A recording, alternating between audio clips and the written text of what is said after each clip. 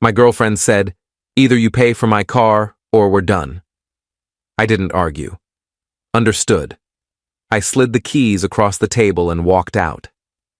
That same afternoon, I made one quiet decision she never saw coming. By the time she tried to reach me again, someone else had already answered in my place. I'm 34, and I've always been the kind of person who avoids confrontation. I fix problems quietly. I compromise. I've been told I'm too accommodating, and maybe that's true. My girlfriend and I had been together for 3 years. We didn't live together, but we were close. Spent most weekends together. Talked about moving in eventually. She worked in marketing, made decent money, and I did well enough in my field that we never really argued about finances, until her car died. It was a Tuesday morning when she called me, voice tight with frustration. Her car wouldn't start. She'd had issues with it for months, but kept putting off repairs. Now the mechanic was saying the transmission was gone. $6,000 to fix, or she'd need a new car entirely. "I can't afford this right now," she said. "I just put down a deposit on that trip we're taking next month. My credit cards are maxed. I don't know what to do." I offered to help her look at used cars, maybe find something affordable. She went quiet for a moment. "Or you could just pay for it," she said. I laughed, thinking she was joking.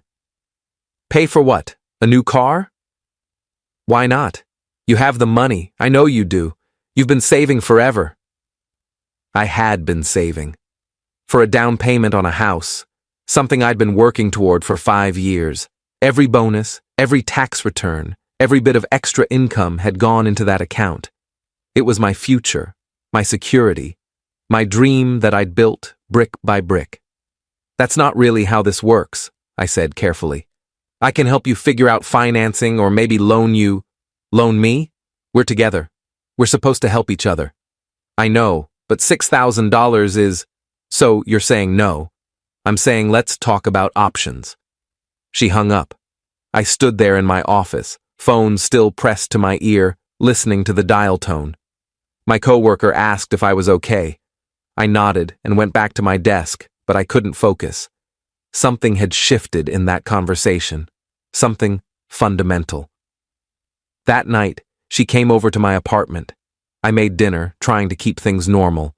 Chicken, rice, vegetables, her favorite meal. She barely touched her food, just sat there, arms crossed, staring at her phone. The silence was heavy, oppressive. "Are you okay?" I asked. "I've been thinking," she said without looking up. "About us, about how you handle things." "What do you mean?" "I mean when I need something, you make it complicated. You turn it into a negotiation." I asked you for help, and you basically said no. I said let's look at options together. That's the same thing as no." She put her fork down with a sharp clink. "I need a car. I can't get to work without one. This is serious, and you have the money sitting there doing nothing." "It's not doing nothing, it's my savings." "For what? A house you haven't even started looking for?" I felt my jaw tighten. "A house I've been planning for years." "Plans change. People change. Right now I need help, and you're choosing your plans over me." We went back and forth like this for another hour. She got louder, more insistent. I got quieter, more withdrawn. Every argument I made was met with another accusation. I was selfish. I didn't care about her. If I really loved her, this wouldn't even be a question. The apartment felt smaller with every word. Finally, she stood up, pushing her chair back so hard it scraped against the floor. "Either you pay for my car or we're done," she said. Her voice was flat, final. I looked at her.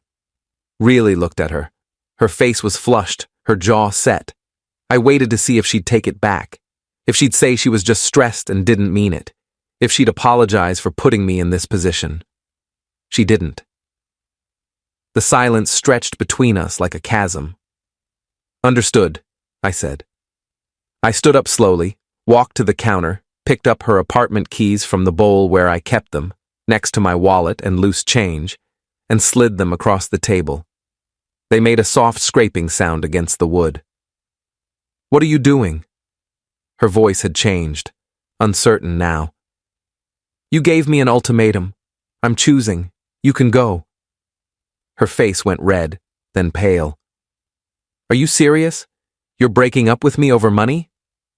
"No, you're breaking up with me over money. I'm just accepting it. I didn't mean, I was just—" "You meant it. You don't say something like that unless you mean it." She grabbed the keys with shaking hands, grabbed her purse, and stormed out. The door slammed hard enough to rattle the frame and knock a picture slightly crooked on the wall. I stood there in the silence for a long time, staring at her half-eaten dinner, the empty chair, the space where she'd been. Then I cleaned up dinner methodically, scraped the plates, washed the dishes, wiped down the table, put the leftovers in containers, normal motions, routine. When I finished, I sat on the couch staring at nothing, my mind blank and buzzing at the same time. That same evening, around 9 o'clock, I made a decision. A quiet one. One I'd been putting off for months. I called my financial advisor. He answered on the third ring, sounding surprised to hear from me so late. "I want to move forward with the house," I said. "Start looking seriously. I'm ready." He sounded even more surprised. "I thought you were waiting until next year. You said you wanted to have more saved." "Plans change," I said. "I'm ready now." We talked for 20 minutes. He walked me through next steps, reminded me I'd been pre-approved months ago, said he'd send me listings first thing in the morning. When I hung up, I felt something I hadn't expected. Relief. Update 1. The first 2 days were strange. I expected her to call, to text, to show up at my door apologizing or demanding we talk. But there was nothing. Complete radio silence. I went to work, came home, started browsing real estate listings online. My advisor had sent me over 30 properties. I favorited 12. Scheduled tours for the weekend. On day 3, she texted, "Can we talk?" I was in a meeting when the message came through. I saw my phone light up on the table, saw her name, or rather, the contact I hadn't deleted yet, and felt my stomach drop.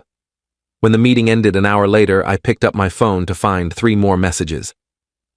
"I think we both overreacted. I miss you. Please, don't ignore me." I stared at the messages for a long moment. Thought about what to say, how to say it, whether to say anything at all. Finally, I texted back, "I don't think there's anything to talk about. You made your position clear." My phone rang immediately. I let it go to voicemail. She called again. Again. By the third call, people in the office were starting to glance over. I stepped outside and answered. "What do you want?"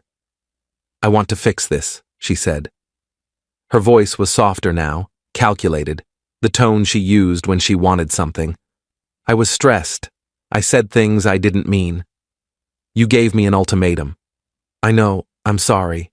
I was panicking about the car situation and I took it out on you. That wasn't fair." "No, it wasn't." "So can we meet, talk this through? I'll come to your place, or we can go somewhere neutral. Coffee, anywhere you want." "I don't think so." "Why not? You can't even give me a chance to apologize in person?" "You can apologize right now, over the phone. You're doing it now, actually." "That's not the same, and you know it." "It'll have to be enough." She went quiet for a moment. I could hear traffic in the background. She was outside somewhere. Maybe her office. Maybe her car.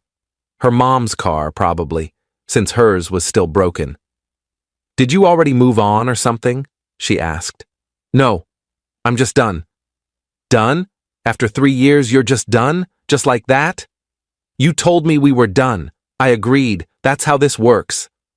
"I didn't mean it like that. I was upset." "Then you shouldn't have said it. Words have consequences." "You're being cruel." "I'm being honest." She started crying. The kind of crying that's supposed to make you feel guilty. Big, theatrical sobs. I'd heard this before, when she didn't get her way. when I suggested we skip an expensive restaurant, when I said I was too tired to go out. "I need you," she said between sobs. "I can't do this alone. I don't have anyone else. My friends are all busy with their own lives. My parents don't understand. You're all I have. That's not my problem anymore, and honestly, that's not healthy. You should have other people. How can you be so cold?" "I'm not cold. I'm just not responsible for fixing your life." I hung up. Immediately, I blocked her number, blocked her on every social media platform I could think of, blocked her email. I knew if I left any door open, even a crack, she'd keep pushing through it. She'd wear me down eventually, and I couldn't let that happen. That weekend, I toured 3 houses. The first one was too small. The second one was in a bad location. The third one was perfect. 3 bedrooms, 2 bathrooms, a backyard with mature trees, updated kitchen, good neighborhood. Within my budget. Actually below my budget by $15,000. I stood in the empty living room, sunlight streaming through the windows, and imagined my furniture there, my life there, my future there. I put in an offer on Sunday night. By Tuesday morning, they'd accepted. Update 2. I didn't tell anyone about the house at first. Not my parents, not my friends, not my co-workers. I wanted it to be real before I started celebrating. The inspection was scheduled for the following week. I took time off work to be there, walked through every room with the inspector, took notes on everything he pointed out. The inspector was thorough. Found a few minor issues, some old caulking around the bathtub, a loose railing on the back deck, an outlet that wasn't grounded properly, $1,500 off the price. The sellers agreed immediately. By the end of the week, I was sitting in a title company office signing paperwork, page after page after page, my hand cramped. The title officer made small talk, asked if I was excited. I said yes, but honestly, I was still processing. This was real. This was happening. That's when she showed up at my apartment. It was a Thursday evening. I'd just gotten home from work, changed into comfortable clothes, and was heating up leftovers when someone knocked on my door, not buzzed up from downstairs, just knocked, which meant someone had let them into the building. I looked through the peephole, and my stomach dropped. Her. "I need 5 minutes," she said when I opened the door. She looked terrible, hair unwashed, dark circles under her eyes, wearing the same jacket she'd worn the night she left. "No. Please. I drove 2 hours to get here. You live 20 minutes away. I was at my parents'. I told them about us. They think I should fight for this. They think I gave up too easily. Your parents don't get a vote in our relationship. Just let me in. 5 minutes. Then I'll leave, I promise." Against my better judgment, against every instinct screaming at me to close the door, I stepped aside. She came in slowly, looking around like she was cataloging what had changed. Nothing had changed. It had been 2 weeks. The same couch, the same TV, the same coffee table. "You blocked me," she said, not sitting down. "Yes. That's cruel. It's self-preservation." She opened the folder she'd been carrying. I hadn't even noticed it until now. She pulled out printed pages, spreadsheets, bank statements, her bank statements. "Look," she said, spreading them on my coffee table like evidence in a trial. "I'm drowning. I'm negative in my checking account. My credit cards are maxed. I had to borrow money from my parents just to make rent this month. I can't afford a car payment on top of everything else. I need help." I looked at the numbers. Negative $1,200 in checking, 3 credit cards, all maxed. Monthly expenses highlighted in yellow. It was a disaster. "So get a cheaper car, take the bus, carpool, Uber, figure it out." "I can't take the bus. It doesn't run near my office. It would take 2 hours each way." "That sounds like a problem you need to solve, not me." "Why are you being like this? You're not this person. You've always been kind, generous. You helped your sister when she lost her job. You helped your friend move across the country. But you won't help me? Those people didn't give me ultimatums. Those people didn't try to manipulate me into giving up my future. I wasn't manipulating you. Yes, you were. You are right now. You're showing me these papers so I'll feel guilty. So I'll cave. It's not going to work. She sat down on my couch without being invited, putting her face in her hands. What if I said I was wrong? What if I said, I'll never ask you for money again? Can we start over? No. Why not? Because I don't trust you. Because you showed me exactly who you are when things get hard. And I believe you. People make mistakes. People deserve second chances. And people face consequences for their choices. You chose to give me an ultimatum. I chose to walk away. These are the consequences.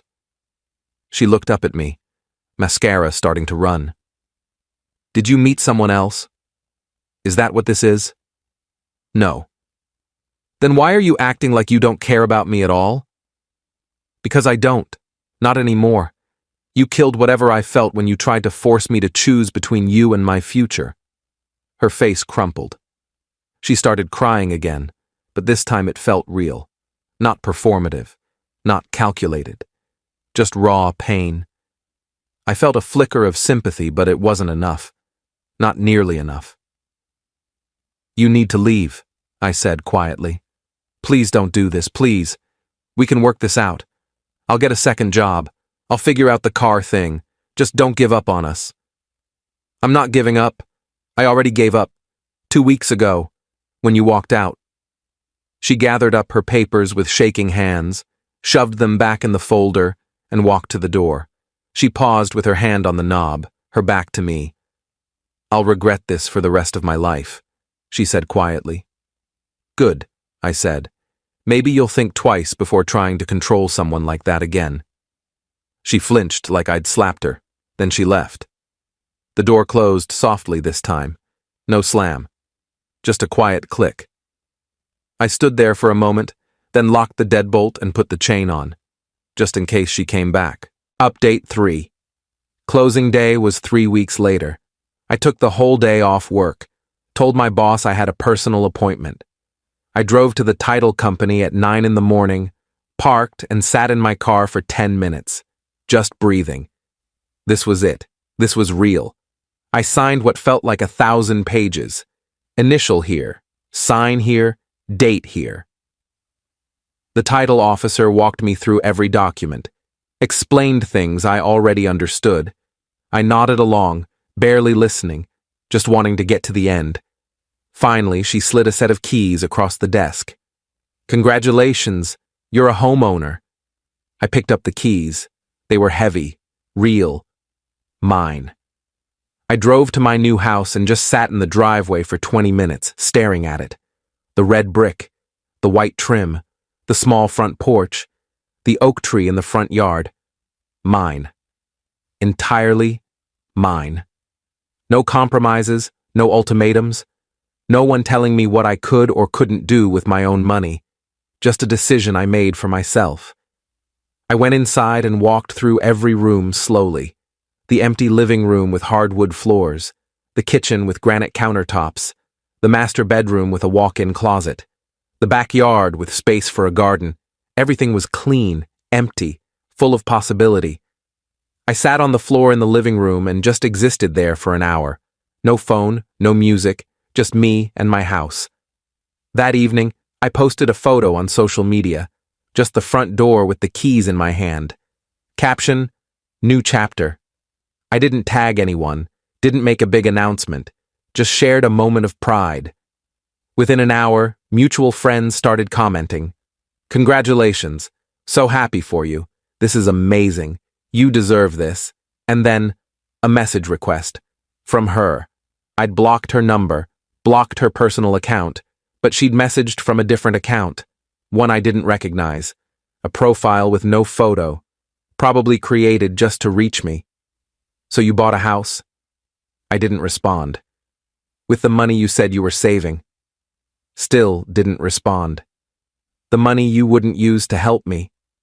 I stared at the messages, felt anger rising in my chest, started typing, then stopped, then started again.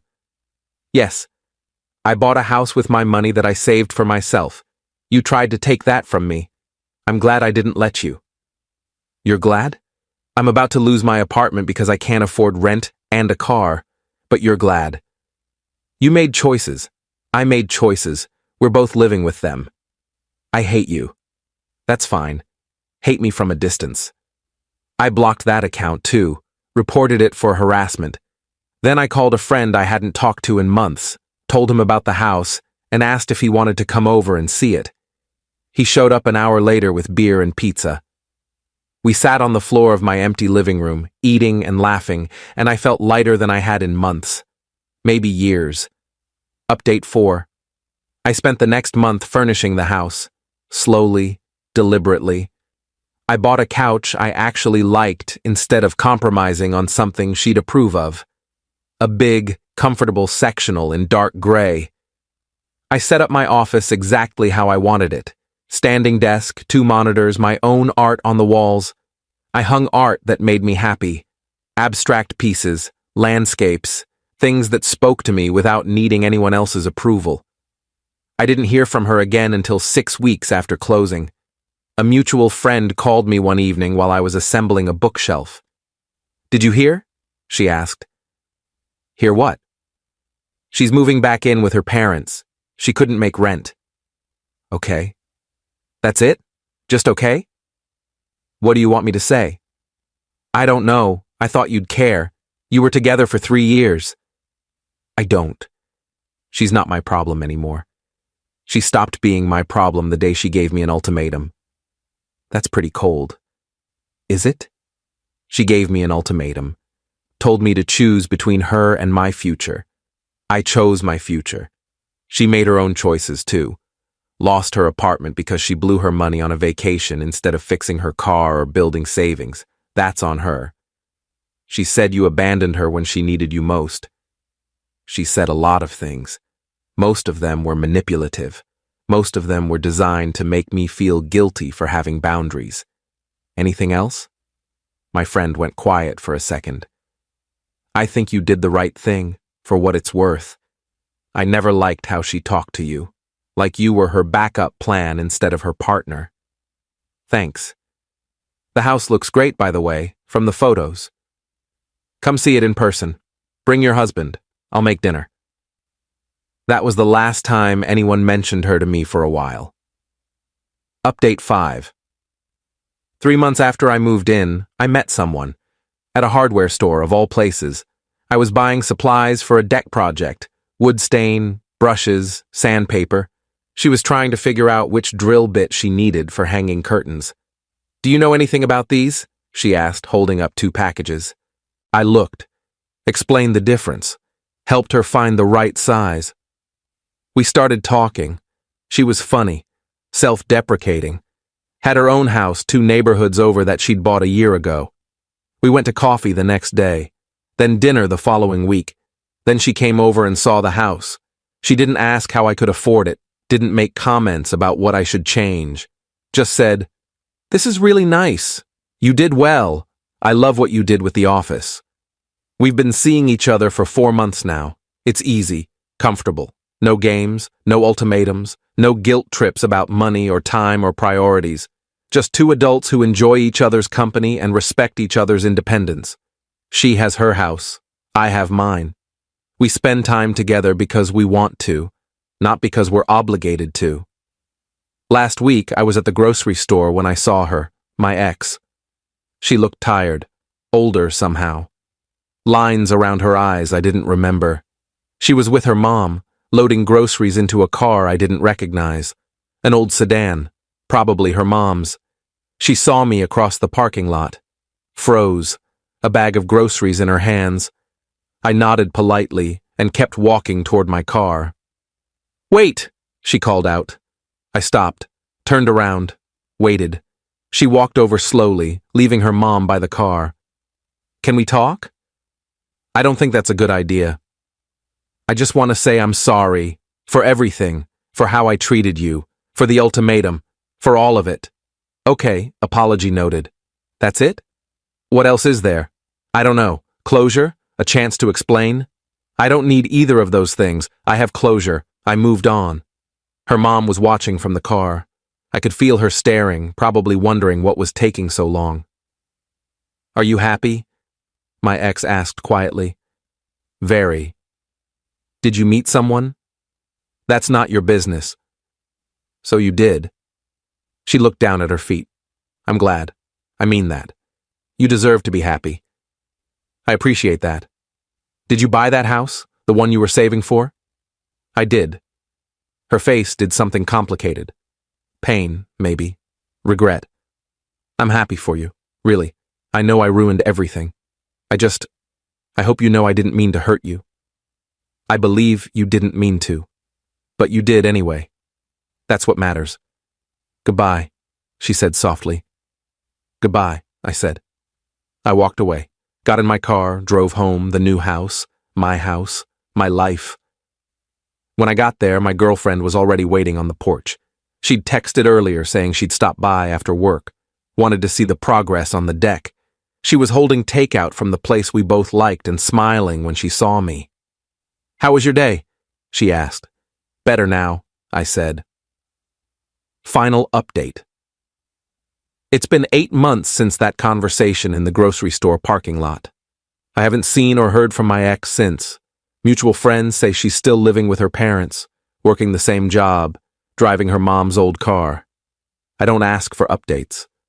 Don't think about her much anymore. She's become a story I tell, a lesson I learned, not someone who occupies space in my daily thoughts. The house is fully furnished now. Every room has purpose. The deck is finished. I built it myself over 6 weekends, watched YouTube tutorials, made mistakes, and fixed them. I planted a garden in the backyard, tomatoes, peppers, herbs, things I actually use. My girlfriend and I spend most weekends here. We cook together, watch movies on the sectional, work on projects. We're not rushing anything. No pressure, no ultimatums.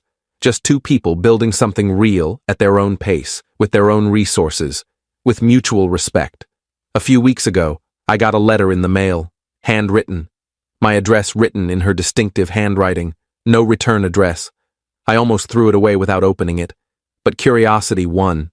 It was long, pages of apologies and explanations, how she was going to therapy now, how she understood what she'd done wrong, how she'd been selfish and manipulative and scared of being alone, how she hoped I could forgive her someday, not for her sake, but for mine. How she wanted me to know she was genuinely happy I'd found happiness. How she'd learned that love isn't about what someone can give you, but about what you build together. I read it once, folded it back up, put it in a drawer. Then, 2 days later, I threw it away.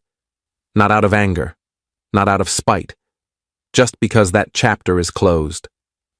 She doesn't get to write herself back into my story because she finally figured out what she lost. Her growth is hers. Her healing is hers. I don't need to be part of it. Someone asked me recently if I ever regretted how things ended, if I ever wondered what would have happened if I'd just paid for the car, if we'd still be together, if we'd be happy. The answer is no, because the version of me that would have paid is the version that would have kept paying. For the car, for the rent, for the vacation, for every crisis and impulse and demand she could think of. I would have emptied my savings trying to make her happy, postponed my dreams indefinitely, and she still would have left eventually. Because people like that are never satisfied. There's always another crisis, another need, another test of your love that requires you to sacrifice yourself.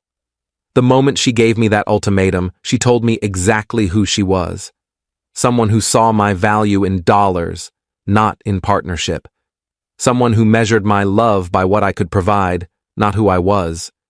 Someone who would rather lose me than lose control. I'm glad I walked away. I'm glad I bought the house. I'm glad I found someone who doesn't see me as an ATM with feelings, but as a partner with dreams and boundaries and value beyond what I can offer financially. Some people will try to make you feel guilty for choosing yourself, for setting boundaries, for saying no. They'll call you selfish, cold, heartless, cruel. Let them. Because the people who truly matter, the people who really love you, will understand that protecting your peace isn't cruelty. It's survival. It's necessary. It's healthy.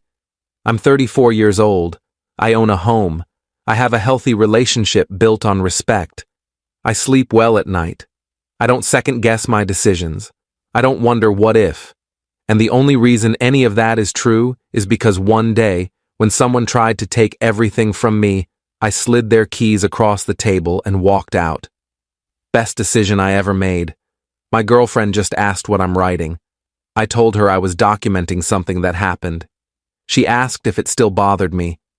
I realized the answer is no. It's just a story now, a thing that happened to someone I used to be.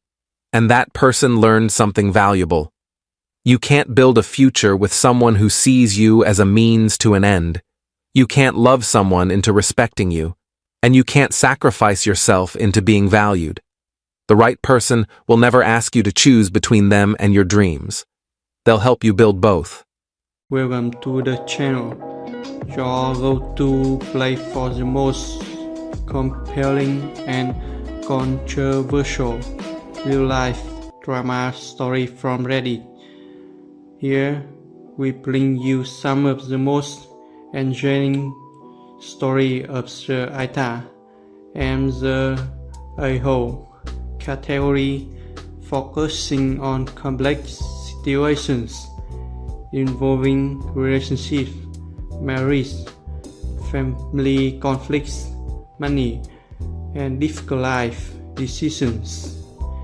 Each story is more than just an experience, it's more dilemma, and make you question who is right, who is wrong, and what would you do in their place.